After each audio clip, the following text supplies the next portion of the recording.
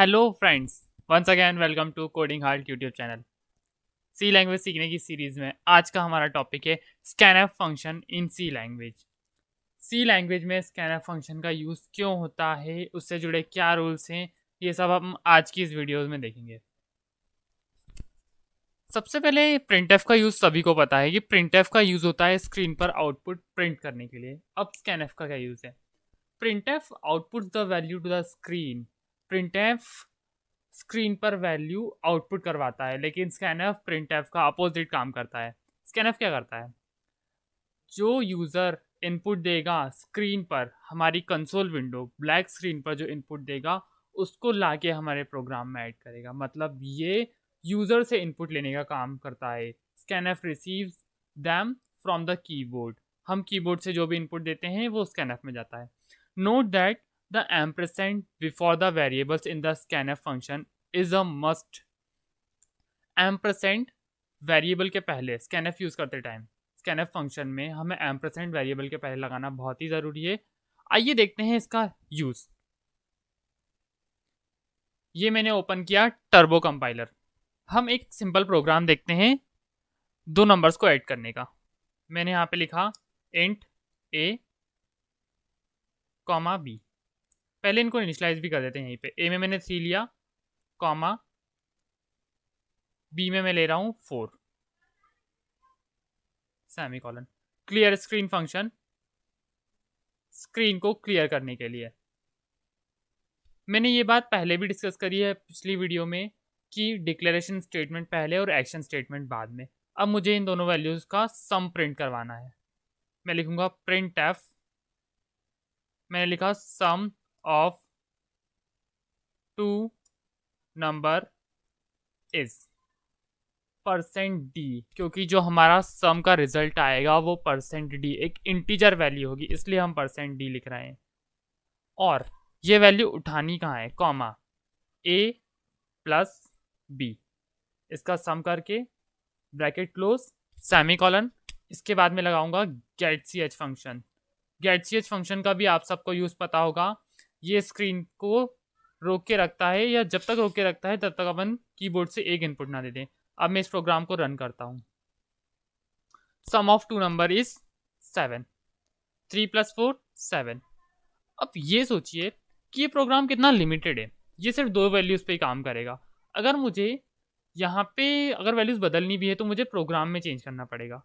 तो क्यों ना मैं ऐसा कुछ काम करूँ कि यूज़र इनपुट दे और मैं उसे वैल्यू प्रिंट करके दूँ। आइए देखते हैं स्कैनफ फंक्शन की हेल्प से। इसी जगह काम आता है स्कैनफ फंक्शन। यहाँ से ये 3 और 4 हटाते हैं, सिर्फ वेरिएबल का डिक्लेरेशन रहने देते, क्योंकि हमें वेरिएबल को डिक्लेयर करना ज़रूरी है। वेरिएबल को यूज़ करने से पहले वेरिएबल का डिक्लेयर करना बहुत ज़रूरी है। अब यहाँ पर हम यूज़र को एक प्रिंट एफ के थ्रू मैसेज देते हैं एंटर टू नंबर्स, कि आप एंटर कीजिए टू नंबर्स। ये मैसेज यूज़र की स्क्रीन पर प्रिंट होगा। अब हम यूज़ करेंगे स्कैनफ फंक्शन। स्कैनफ यूज़र पहला इनपुट करेगा, मतलब पहला इंटीजर, उसे हम लेंगे परसेंट डी में। इंटीजर को प्रिंट करने के लिए भी परसेंट डी यूज़ करते हैं, और कीबोर्ड से इनपुट लेने के लिए भी परसेंट डी ही यूज़ करना पड़ेगा। ठीक है, तो ये पहला इंटीजर होगा, इसलिए हमने परसेंट डी इंटर किया। इसको क्लोज कर देते हैं, और इसको कहाँ रखूँगा मैं? ए वेरिएबल में। तो मुझे देना पड़ेगा ए वेरिएबल का एड्रेस। हर वेरिएबल जो बनता है उसका कुछ ना कुछ एड्रेस होता है, तो स्कैनफ फंक्शन में हम एड्रेस देते हैं, जिससे फर्स्ट वेरिएबल इसमें आ जाएगा। अब सेकंड स्कैनफ बी वैल्यू के लिए, इसके लिए भी मुझे परसेंट डी यूज़ करना पड़ेगा, क्योंकि सेकंड भी इंटीजर ही है। और इसमें मैं दूंगा बी वेरिएबल का एड्रेस, और ये सेमीकोलन। अब ये जो हमारा प्रोग्राम है वो यूज़र से पहले दो इनपुट मांगेगा, फिर उनको प्लस करेगा और प्रोग्राम चलेगा। चलिए इसको करते हैं रन। ये मैंने रन पे क्लिक करा, प्रोग्राम रन हुआ। एंटर टू नंबर्स, मैंने फर्स्ट नंबर एंटर किया 5, एंटर। सेकंड नंबर एंटर किया 6, सम ऑफ टू नंबर इज 11। कोई दूसरी वैल्यू चेक कर लेते चलिए। अगेन मैंने प्रोग्राम को रन किया, एंटर 2 नंबर, मैंने एक नंबर डाला 10, दूसरा नंबर डाला 20, सम ऑफ 2 नंबर इज 30। तो ये था यूज स्कैनफ फंक्शन का। स्कैनफ फंक्शन इसीलिए यूज होता है कि हम अपनी कंसोल विंडो पर यूजर से इनपुट लें और उसे हम अपने प्रोग्राम में मैनिपुलेट करें। और यहाँ पे एड्रेस लगाना बहुत ही ज़रूरी है। अब मैंने स्कैनफ में एड्रेस लगाया, लेकिन प्रिंटफ में मैंने एड्रेस नहीं लगाया। क्यों? इस बात का जवाब मैं दूंगा आपको पॉइंटर्स चैप्टर में क्लियरली, कि हम स्कैनफ में एड्रेस क्यों लगाते हैं और प्रिंटफ में एड्रेस क्यों नहीं लगाया, एड्रेस ऑपरेटर। व्हेन वी से एड्रेस ऑफ ए, मैंने एड्रेस ऑफ ए लिखा था, ए वेरिएबल का एड्रेस, तो हम स्कैनफ को बता रहे हैं कि कौन सी मेमोरी लोकेशन पर आपको वैल्यू स्टोर करवानी है। हम उस वेरिएबल का एड्रेस दे देते हैं, स्कैनफ उस वेरिएबल के पास जाता है और उस वेरिएबल में वैल्यू स्टोर कर देता है। हमने इनिशियलाइज किया, इसके पहले वेरिएबल बन तो गया था, लेकिन उसमें वैल्यू या तो गार्बेज थी या तो नहीं थी। वैसे तो गार्बेज ही थी, गार्बेज वैल्यू थी, और स्कैनफ फंक्शन उस गार्बेज वैल्यू को रिप्लेस करके जो वैल्यू यूजर देगा उसको डाल देगा।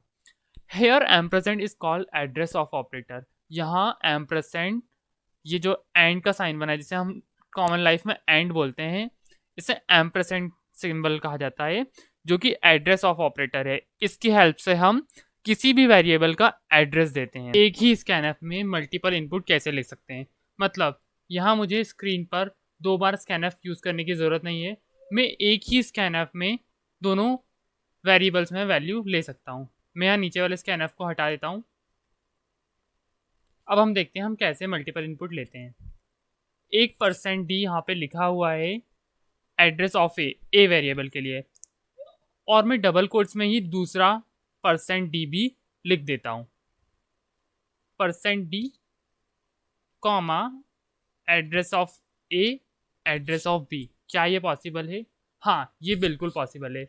यहाँ जो पहला %d है वो ए वेरिएबल के लिए है, दूसरा %d बी वेरिएबल के लिए है। तो यहाँ हम इजीली ऐसा कर सकते हैं कि हम एक ही स्कैनफ में मल्टीपल इनपुट ले सकते हैं।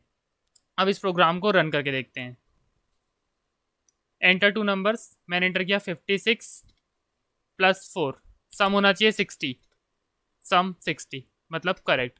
हम एक ही स्कैनफ में मल्टीपल इनपुट ले सकते हैं, हम मोर देन 1 इनपुट भी ले सकते हैं। जैसे मैंने यहाँ पे एक और वेरिएबल बना दिया c, और यहाँ पे मैं एक और %d बढ़ा देता हूँ, %d और comma address of c variable. अब हम 3 नंबर का सम यहाँ पे करेंगे, हम इसमें c को भी प्लस कर देते हैं, +c। अब स्कैनफ हमसे 3 इनपुट मांगेगा, यहाँ पे भी प्रोग्राम में हम चेंज कर लेते हैं, एंटर 3 नंबर्स। इस प्रोग्राम को रन करते हैं। 3 नंबर्स, पहला नंबर मैंने एंटर किया 7, एंटर, दूसरा नंबर एंटर किया 3, तीसरा नंबर 5, तीनों का सम होना चाहिए 15, बिल्कुल सही। हम चाहें तो अलग अलग इनपुट भी ले सकते हैं स्कैनफ की हेल्प से, मतलब पहला वेरिएबल हो कैर का, दूसरा एंड का, तीसरा फ्लोट का, ऐसे करके भी हम इनपुट ले सकते हैं। Okay, thank you friends. अगर वीडियो पसंद आई हो तो लाइक ज़रूर करिए, और ये वीडियोस हिंदी में हैं, बेसिक से एक्सप्लेनेशन है, तो प्लीज़ आप इन वीडियोस को शेयर कीजिए। अगर आपको पसंद आ रही हो तो अपने फ्रेंड्स को शेयर कीजिए, और कोई भी डाउट है तो आप कमेंट कीजिए, या तो हमारे इंस्टाग्राम अकाउंट पर भी आप डाउट पूछ सकते हैं। मैं वहाँ पे भी 24 आवर्स एक्टिव रहता हूँ, तो आप वहाँ पे भी इजीली पूछ सकते हैं।